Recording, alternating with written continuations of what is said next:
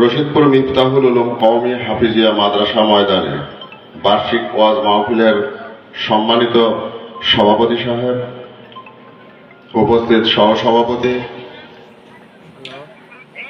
এই অনুষ্ঠানের প্রধান অতিথি যিনি আজকে প্রধান অতিথির চেয়ার অলঙ্কৃত করার কথা ছিল, উনি কারণবশত আসতে পারেন নাই।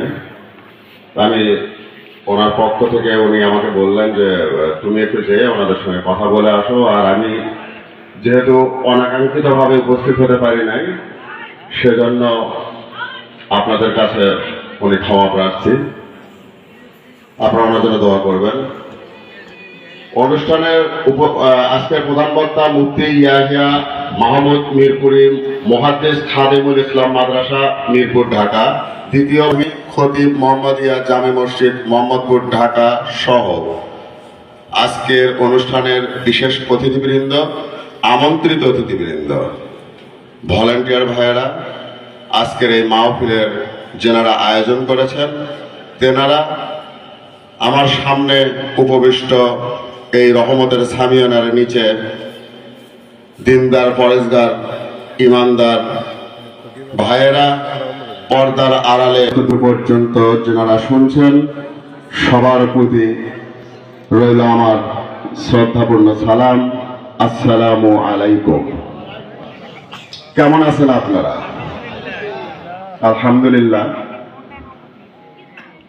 আজকে এমন একটা সময় অতিবাহিত হচ্ছে, সারা বাংলাদেশে একটা শোক বয়ে যাচ্ছে।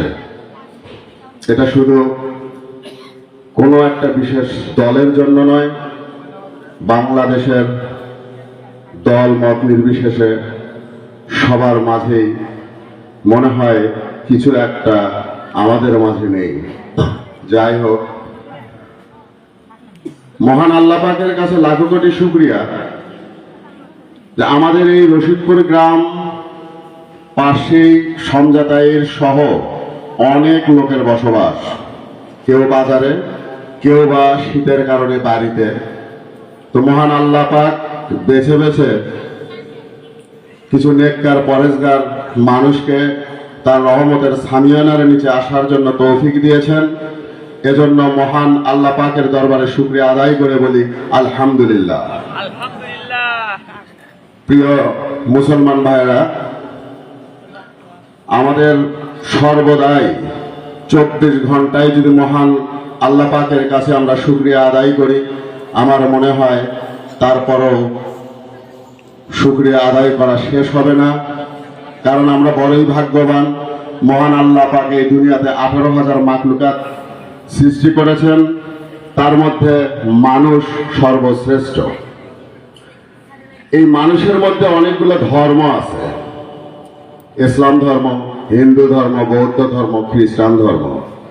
আমরা এতটাই ভাগ্যবান যে মহান আল্লাহ পাক আমাদেরকে হিন্দু, বৌদ্ধ বা খ্রিস্টানের ঘরেও তো পাঠাতে পারতেন না, পারতেন না, কিন্তু মহান আল্লাহ পাক আমাদেরকে মুসলমান ঘরে পাঠিয়েছেন। অবশ্যই আমরা আল্লাহর কাছে অনেক অনেক প্রিয়। এই জন্য আবারও শুকরিয়া আদায় করে বলি আলহামদুলিল্লাহ। প্রিয় ভাইয়েরা, আজকে থেকে 1-1.5 বছর আগে, 5ই আগস্টের আগে, আলেম সমাজ কোনো একটা বিশেষ দলের কাছে মানে কেন যেন তাদেরকে তারা সহ্য করতে পারত না। আপনারা জানেন, এরকম ওয়াজ মাহফিল 5 তারিখের 5ই আগস্ট 2024, 2024 5ই আগস্টের পর থেকে সারা বাংলাদেশে ওয়াজের একটা মৌসুম শুরু হয়েছে। আগে হতো শীতে, কিন্তু আমরা দেখতে পাচ্ছি 24 সালের 5 তারিখের পর থেকে সারা বাংলাদেশে শীত, গ্রীষ্ম, বর্ষা সর্বদাই ওয়াজ লেগে আছে। এটা কিন্তু আমরা দেখতে পাচ্ছি। তার আগে এই আলেম সমাজকে বিভিন্ন কথা, ধর্মের কথা, ইসলামের কথা, তারা যে সত্য কথাগুলো প্রচার করবে, একটা বিশেষ শ্রেণীর গাত্র দেওয়া হতো। তারা আমাদের আলেম ওলামাদেরকে বিভিন্নভাবে লাঞ্ছিত করত। এমনও আমরা শুনেছি মাহফিল করে বাড়ি ফেরার পথিমধ্যে তার পথ রোধ করে শারীরিকভাবে নিপীড়ন করা হয়েছে। আল্লাহ ছাড় দেন, ছেড়ে দেন না। সেই বিশেষ একজনকে আল্লাহ পাক ছেড়েও দেননি। আলেম ওলামাকে আমার পছন্দ না হলেও আমি তাকে অসম্মান করার অধিকার রাখি না। কোন একজনকে আমার সবাইকে ভালো লাগবে এমনটা না, সবার কথাই সবাইকে ভালো লাগবে এটা মনে করার কোনো কারণ নেই। 5ই আগস্টের পরে আজকে সারা বাংলাদেশে যেভাবে ওয়াজ মাহফিল হচ্ছে, আমরা হুজুরদেরকে যেনারা আমাদেরকে ধর্মের কথা বলেন, আমি তাদের প্রতি শ্রদ্ধা রেখে একটা অনুরোধ করতে চাই। বাংলাদেশ অধিকাংশ মুসলমানের দেশ, অত্যন্ত দুর্বল ইমানের মানুষ আমরা।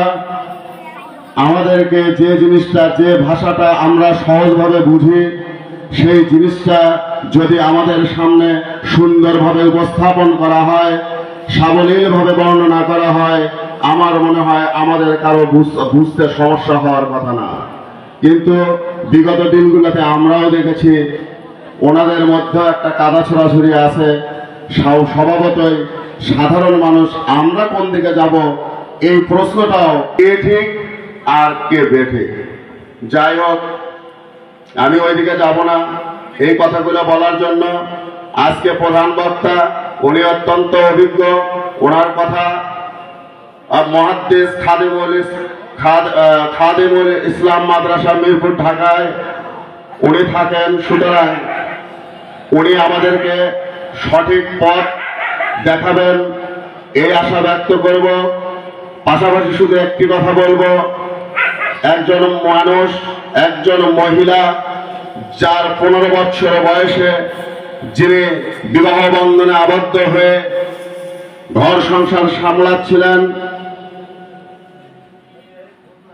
হঠাৎ করে ছোট ছোট 2টা বাচ্চা, যখন অবুঝ 2টা বাচ্চা তার, ঠিক সেই মুহূর্তে এই দেশের জন্য, এই দেশের জনগণের জন্য, এই দেশেরই কিছু পথভ্রষ্ট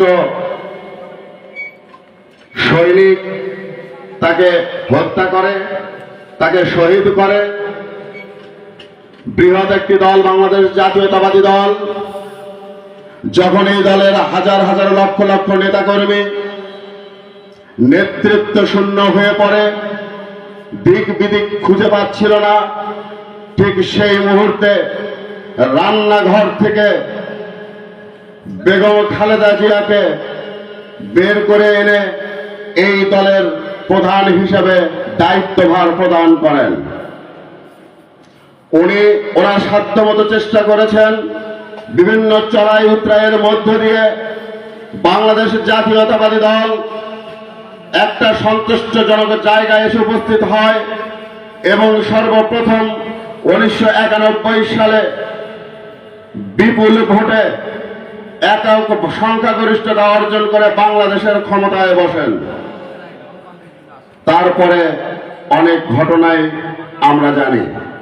আমি সংক্ষিপ্ত করতে চাচ্ছি, কিছু কথা না বললেই নয়, কারণ আমাদের কাছ থেকে ধর্ম এবং ইতিহাস এই দুইটাকে সুপরিকল্পিতভাবে আমাদের কাছ থেকে গোপন করা হয়েছে।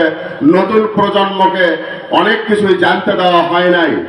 আমি বলছি 2010 সালের 13ই নভেম্বর সেনানিবাসের মইনুল রোডের বাসা থেকে 45 বৎসর বসবাস করা যে বাসা, যে বাড়ি, শহীদ প্রেসিডেন্ট জিয়াউর রহমানের স্মৃতি বিজড়িত বাড়ি থেকে এক পর্যায়ে টেনে হেঁচড়ে ম্যাডাম খালেদা জিয়াকে বাড়ি থেকে বের করে দেওয়া হয়। সংগ্রামী ভাইয়েরা, যখন ওনাকে বের করে দেওয়া হয় উনি তখন ফিরোজায় চলে যান।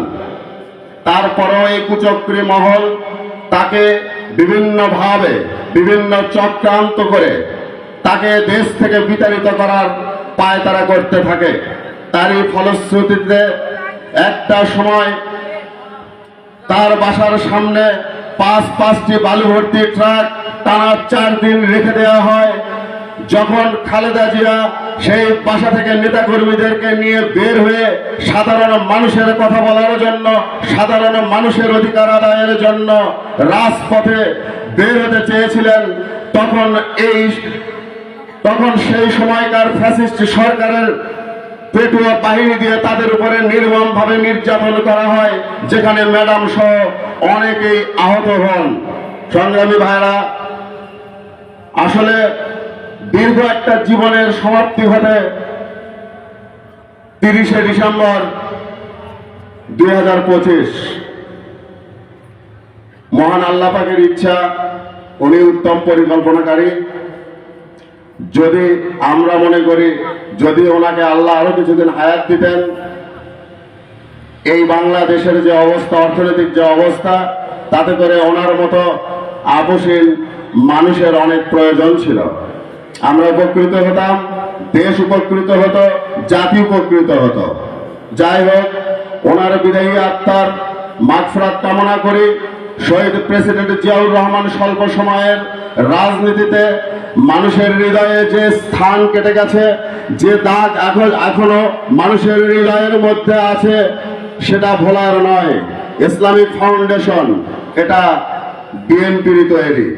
ধর্মীয় যত জিনিসগুলো আপনারা খোঁজ নিয়ে দেখেন, বিএনপি করেছে। এখানে আওয়ামী লীগ করে নাই। আওয়ামী লীগ বরঞ্চ মাদ্রাসার ছাত্রদের উপরে 5 তারিখে শাপলা চত্বরে যে তাণ্ডব চালিয়েছে, সেটা প্রতিবাদ করাই ছিল খালেদা জিয়ার সবচাইতে বড় অপরাধ। যাই হোক, আপোষহীন দেশ নেত্রী বেগম খালেদা জিয়ার জন্য দোয়া চেয়ে শহীদ প্রেসিডেন্ট জিয়াউর রহমানের